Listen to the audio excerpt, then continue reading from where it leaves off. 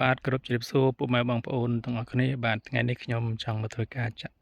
ចែកម្លែកតាក់ទងទៅនឹងបញ្ហាចន្ទទីផងយើងដែលមានបញ្ហាស្អុយក្តឹបស្វិតក្តឹបអញ្ចឹងពុកម៉ែបងប្អូនតើដឹងទេថាបញ្ហាដែលចន្ទទីផងយើងដែលវាមានបញ្ហាស្អុយក្តឹបបញ្ហាស្វិតក្តឹបនេះពុកម៉ែបងប្អូន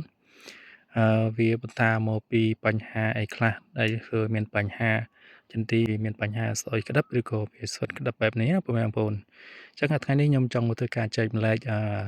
ទៅដល់ពុកម៉ែបងប្អូន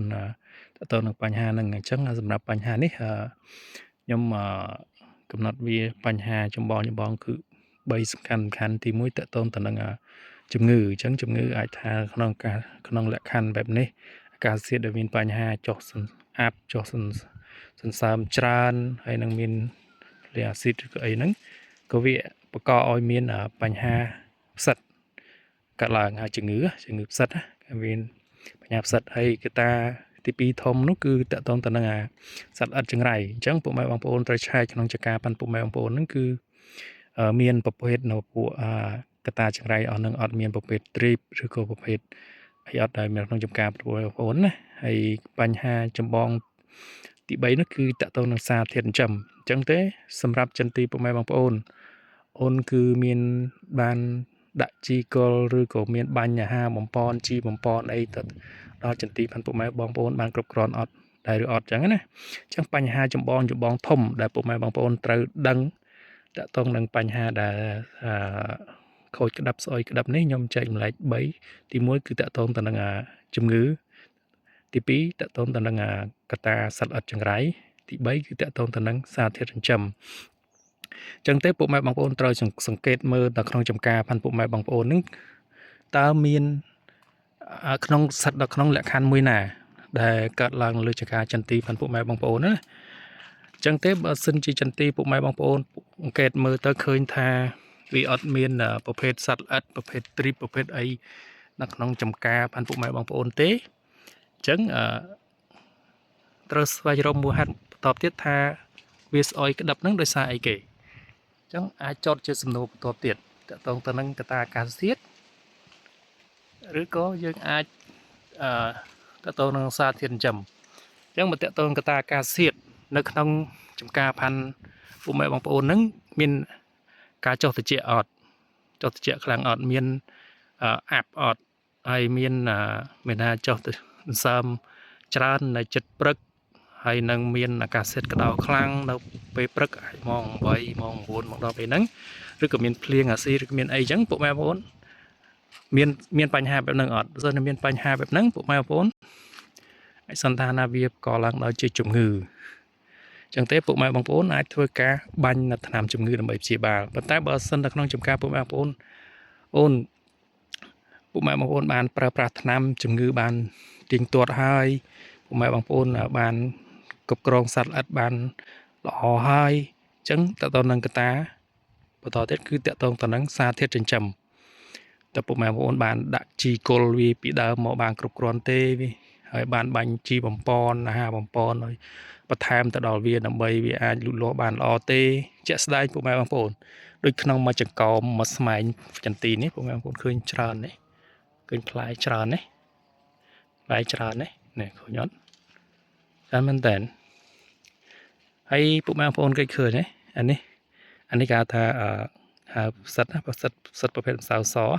ហើយក៏មានផ្សិតប្រភេទអង្គត្រណោះដែរពុកម៉ែបងប្អូននេះខ្មៅនេះឃើញអត់មានតកៅទេនេះដល់ពេលយើងលើកមើលឃើញនេះប្រភេទតកៅចោះផ្លែពុកម៉ែបងប្អូនអញ្ចឹងហើយបញ្ហានេះពេលខ្លះដូចចន្ទីពេលធំចេះពេលតកៅវាប្រភេទតកៅស៊ីផ្លែពេលខ្លះពុកម៉ែបងប្អូនឃើញស្វិតបែបនេះបែបនេះពុកម៉ែបងប្អូនគិតថាវាមកពីជំងឺមកពីអីប៉ុន្តែតាមពិតតកៅស៊ីខាងក្នុងចុះគឺក្នុងផ្លែអស់ហើយអញ្ចឹងក៏វាបញ្ហាបែបនេះអញ្ចឹងពុកម៉ែបងប្អូនត្រូវអង្កេតសន្និដ្ឋានវិភាគឲ្យបានជាក់លាក់មុននឹងជ្រើសរើសក្នុងការប្រើប្រាស់ថ្នាំនៅពេលដែលយើងសន្មត់ជាក់លាក់ពីមូលហេតុដែលវាបណ្ដាលឲ្យមានបញ្ហាអីមួយហើយពុកម៉ែបងប្អូនងាយនឹងសម្រេចចិត្តត្រូវក្នុងការព្យាបាលឬក៏ការពារដំណាំរបស់បងប្អូនអញ្ចឹងទាមទារពុកម៉ែបងប្អូនសម្រេចចិត្តឲ្យបានត្រឹមត្រូវនេះអញ្ចឹងបើសិនវាស្អុយវាអីដោយសារតែសត្វល្អិតសម្ើតកៅឬក៏អីទេពុកម៉ែបងប្អូនអាចដាក់ដំណាំតកៅ តែបើវាដោយសារកង្វះនៅសារធាតុចិញ្ចឹមពុកម៉ែបងប្អូនអាចបន្ថែមនៅអាហារបំប៉នមួយចំនួនឬក៏ជីបំប៉នមួយចំនួនតាមរយៈបាញ់ទៅតាមស្លឹកតាមរយៈដាក់ទៅនឹងគល់ស្វាយចន្ទីផាន់ពុកម៉ែបងប្អូនណាអញ្ចឹងជាថ្មីម្ដងទៀតជាការចែកម្លែកដល់ពុកម៉ែបងប្អូនមូលហេតុដែលបង្កឲ្យមានបញ្ហាស្អុយក្តឹបទៅលើស្វាយចន្ទីផាន់ពុកម៉ែបងប្អូនខ្ញុំឲ្យ3លក្ខខណ្ឌធំទី1តកតងនឹងកតាសត្វល្អិតមានសម្ើលមានព្រីបមានតកៅទី2តកតងទៅនឹងជំងឺមានថាលក្ខខណ្ឌអាកាសធាតុមិនណយផលវាបង្កឲ្យមានជំងឺផ្សិតឥតទៅលើចន្ទីផាន់ពុកម៉ែបងប្អូនទី3តកតងទៅនឹងការកង្វះនៅសារធាតុចិញ្ចឹមអញ្ចឹងពុកម៉ែបងប្អូនអង្កេតមើលនៅក្នុងចម្ងាត់ផាន់ពុកម៉ែបងប្អូនឲ្យបានជាក់លាក់ស្វែងរកពីមួយទៅមួយឲ្យបានជាក់លាក់ក្នុងការសម្រេចចិត្តក្នុងការជាបាលវាដោយលក្ខខណ្ឌបែបណាតែជាក់ស្ដែងពុកម៉ែបងប្អូនក្នុងចន្ទីនេះក៏ឃើញថាមានផ្សិតដែរនេះឃើញប្រភេទផ្សិតនេះផ្សិតអង្គប្រណោះហើយនេះប្រភេទផ្សិតសើសអញ្ចឹងក្នុងលក្ខខណ្ឌនេះក៏មានផ្សិតដែរបើសិនជាក្នុងលក្ខខណ្ឌដែលវាកំពុងតែផ្កាដែលវាអីផ្សិតនេះវាបង្កឲ្យទៅជាក្រៀមដល់ផ្កាគៀងមិនលោតក្តឹបរោយផ្កាហើយក្នុងលក្ខខណ្ឌដែលវាមានក្របបែបនេះធ្វើឲ្យក្របចន្ទីផងយើងនេះផ្លែចន្ទីនេះទុំអត់ពេញលក្ខណៈមកទុំកដបអញ្ចឹងពុកម៉ែបងប្អូនត្រូវធ្វើការព្យាបាលដើម្បីកុំឲ្យមានបញ្ហាធ្ងន់ធ្ងរទៅដល់ចន្ទីពុកម៉ែបងប្អូនបាទអានេះខ្ញុំធ្វើការចែកចម្លែកប៉ុណ្ណេះតកតងទៅនឹងបញ្ហាចន្ទីស្អុយក្តឹបពុកម៉ែបងប្អូនអញ្ចឹងបើសិនជាពុកម៉ែបងប្អូនគិតថាការចែកម្លែកផងខ្ញុំនេះមានសារៈសំខាន់ពុកម៉ែបងប្អូនអាចជួយចុច like ចុច share ឬចុច subscribe លើវីដេអូផងខ្ញុំបាទនេះផងនៅជាការចែកម្លែកឲ្យទៅដល់ផ្សេងដល់ពុកម៉ែបងប្អូនដទៃទៀតប្រសិនបើពុកម៉ែបងប្អូនមានជាការចូលរួមមតិយោបល់ផ្សេងតកតងនឹងការផលិតវីដេអូផងខ្ញុំបាទនេះអាចធ្វើការ comment នៅខាងក្រោមវីដេអូផងខ្ញុំបាទដើម្បីជាចំណេះដឹង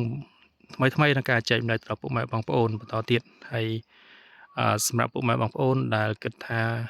ចង់ឲ្យខ្ញុំថតនៅវីដេអូអីបន្តទៀតអាចធ្វើការ comment នៅវីដេអូខាងក្រោមវីដេអូបងខ្ញុំបាទដើម្បីខ្ញុំអាចធ្វើការសិក្សានិងស្វែងរកផលិតវីដេអូបន្តទៀតឲ្យពុកម៉ែបងប្អូនបាទអរគុណច្រើនជួបគ្នានៅវីដេអូក្រោយៗទៀតរំលាបាយបាយ